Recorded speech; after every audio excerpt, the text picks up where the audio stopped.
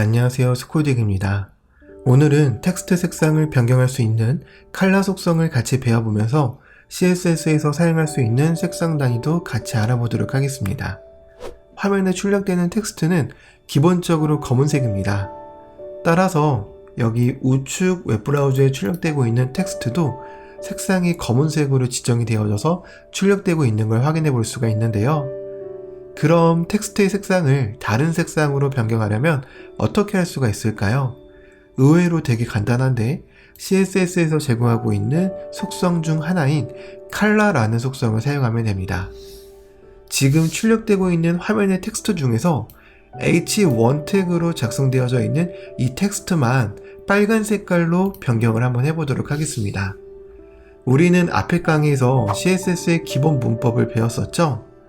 CSS로 태그의 스타일을 입히기 위해서 가장 먼저 해야 하는 건 내가 스타일을 지정할 태그를 선택을 하는 겁니다.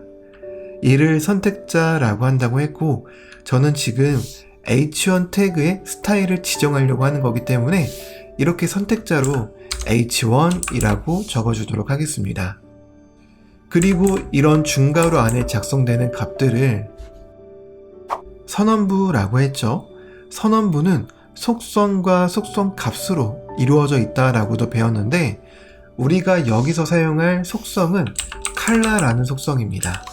이 컬러라는 속성은 텍스트의 색상을 변경할 때 사용할 수 있는 CSS 속성입니다. 그리고 여기에 사용할 수 있는 속성 값은 이렇게 보시는 것처럼 색상에 해당하는 영문 이름을 적어주시면 되는데요. 레드라고 적게 되면 보시는 것처럼 H1 태그로 작성된 텍스트의 색상이 빨간 색깔로 변경이 되어져서 이렇게 출력된 걸 확인해 보실 수가 있습니다. 컬러 속성은 이처럼 상당히 직관적인 속성 이름을 가지고 있어서 CSS를 잘 모르는 사람도 여기에 작성되어져 있는 코드를 보게 되면 H1 태그의 색상을 빨간 색깔로 변경하려고 하는 거구나 라는 사실을 쉽게 알 수가 있습니다. 다만 컬러라는 속성 자체는 쉽지만 색상을 표현하는 값이 여기에 작성되어져 있는 레드 말고도 CSS에서는 여러 가지를 지원하고 있다라는 게 조금 어려울 수가 있는데요. 자, 그럼 CSS에서 레드와 같이 색상을 표현하는 세 가지 방법만 같이 살펴보고 수업을 마무리하도록 하겠습니다. 자, 우선 첫 번째로 CSS에서 색상을 표현하는 방법은 키워드 방법이 있습니다. 키워드 방법이란 우리가 여기에 작성했던 것처럼 색상의 영문 이름으로 값의 키워드로 사용하는 방법을 말하는 건데요. 이렇게 레드 말고도 우리가 쉽게 알고 있는 색상의 영문 이름인 블루 또는 그린 또는 옐로우처럼 일반적으로 우리가 알고 있는 여러 가지의 영문 색상 이름을 색상값의 키워드로 이렇게 사용할 수가 있습니다.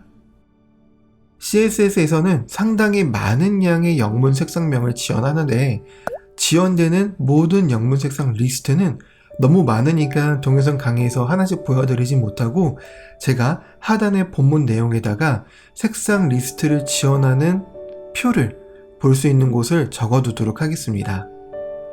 CSS에서 색상을 표현하는 두 번째 방법은 RGB를 이용하는 방법입니다.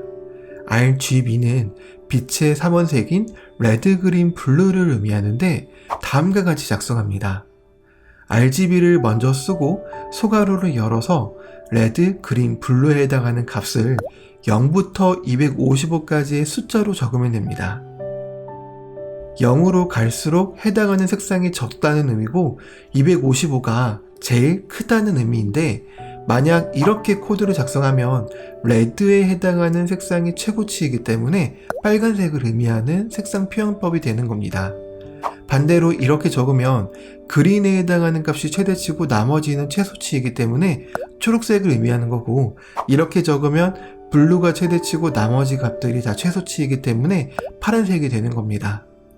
코드로 작성을 해볼까요? 이렇게 색상을 표현하는 값 부분에 RGB라고 적어주고 소괄호로 열었다가 닫아준 다음에 레드, 그린, 블루에 해당하는 빛의 3원색을 숫자로 수치를 적습니다. 자, 보시는 것처럼 255 0, 0이라고 하게 되면 레드에 해당하는 값이 255니까 최대치죠. 그리고 그린, 블루에 해당하는 값이 가장 낮다는 의미인 최소치 값인 0입니다. 따라서 이렇게 적게 되면 이 색상 표현 방법은 빨간색을 표현하는 것과 동일하게 됩니다. 코드를 저장해 보면 이렇게 빨간 색깔로 변경되는 걸 확인해 보실 수가 있죠. 그럼 반대로 레드가 최소치고 그린에 해당하는 부분이 최대치면 이렇게 초록 색깔로 변하는 걸 확인해 보실 수가 있는 거고요. 블루에 해당하는 값이 최대치고 나머지가 최소치면 이렇게 정확하게 파란 색깔로 색상을 표현해서 지정된 걸 확인해 보실 수가 있습니다. RGB에 해당하는 값들을 적절하게 섞어주면 다양한 색상을 이렇게 출력해 줄 수도 있습니다. 참고로 여기에서 A에 해당하는 알파 값도 추가적으로 지정해 줄 수가 있는데요. RGB만 하면 레드, 그린, 블루에 해당하는 값만 쓰는 거지만 끝에 A를 붙여주게 되면 알파 값을 추가적으로 적을 수가 있습니다. 알파 값이라는 건 쉽게 말하면 투명도를 의미하는 건데요. 이 투명도는 0부터 1까지의 값을 소수점 단위로 적을 수가 있는데, 자, 예를 들어서 이렇게 1이라고 적으면 제일 불투명한 겁니다. 0이라고 적으면 제일 투명한 겁니다. 그래서 지금 보시면 우리가 여기에 색상을 지정하긴 했지만 투명도가 제일 투명하게 지정이 되어졌기 때문에 화면에서 텍스트가 사라진 것처럼 보여지는 걸 확인해 보실 수가 있습니다. 하지만 실제로 사라진 건 아니고 단순하게 텍스트의 색깔이 투명해졌기 때문에 웹브라우저에서 사라진 것처럼 보이는 겁니다. 1로 하게 되면 제일 불투명한 거니까 이렇게 보이게 되겠죠.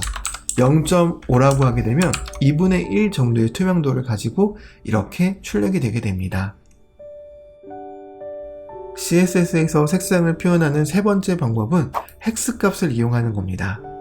헥스 값은 색상을 16진수로 작성하는 것을 말하는데, 기본 문법 형태는 샵 기호 다음에 레드에 해당하는 16진수 두 자리, 그린에 해당하는 16진수 두 자리, 블루에 해당하는 16진수 두 자리를 연속해서 적어서 총 6자리의 16진수를 적으면 됩니다. 16진수에서는 F가 제일 큰 수치이고 0이 제일 작은 수치입니다. 이러한 원리를 빗대어 생각을 해보면 이렇게 적게 되면 레드에 해당하는 16진수가 전부 최고치고 나머지는 0이라서 제일 적은 최소치니까 이건 빨간색을 표현하는 게 되겠죠. 마찬가지로 이건 그린이 최고치니까 초록색이고 이건 파란색만 최고치니까 파란색입니다. 마찬가지로 이 레드, 그린, 블루에 해당하는 값들을 적절하게 작성을 하게 되면 여러 가지 색상들을 뽑아낼 수가 있습니다. 그럼 코드로 한번 작성해 보도록 하겠습니다. 샵 기호를 붙여주고 레드, 그린, 블루에 해당하는 값을 16진수로 치환만 해주면 되는데요. 16진수에서는 F가 제일 큰 값이고 0이 제일 작은 값이라고 했으니까 레드에 해당하는 이 두 자리의 16진수를 가장 큰 값인 F로 채우겠습니다. 그리고 나머지를 제일 적은 값인 0으로 이렇게 채우게 되면 결국 얘는 빨간 색깔이 이렇게 된다라는 의미가 되는 거고요.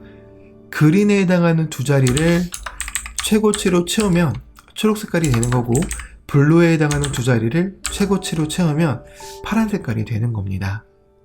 그리고 지금 보시는 것처럼 각각의 색상에 의미하는 16진수가 이렇게 연속되어진 숫자라고 한다면 하나만 16진수를 작성해서 표현해 줄 수가 있습니다.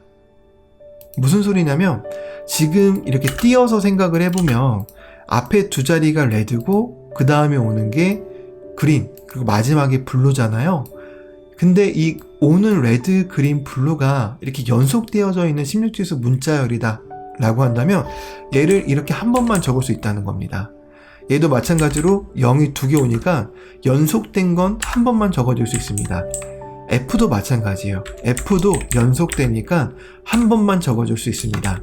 따라서 이렇게 00F라고 적는 것은 결국 이렇게 0000FF와 적는 것과 똑같다라는 걸 우리는 참고적으로 기억을 해두시면 되겠습니다.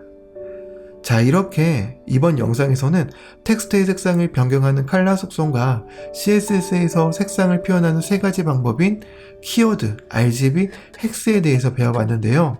특히 CSS에서 색상을 표현할 때 사용하는 이 세 가지 방법은 가장 많이 사용되는 방법이니까 잘 기억해 두시면 앞으로의 공부에 큰 도움이 되십니다. 제가 준비한 영상은 여기까지고요. 저는 다음 강의에서 다시 인사드리도록 하겠습니다. 감사합니다.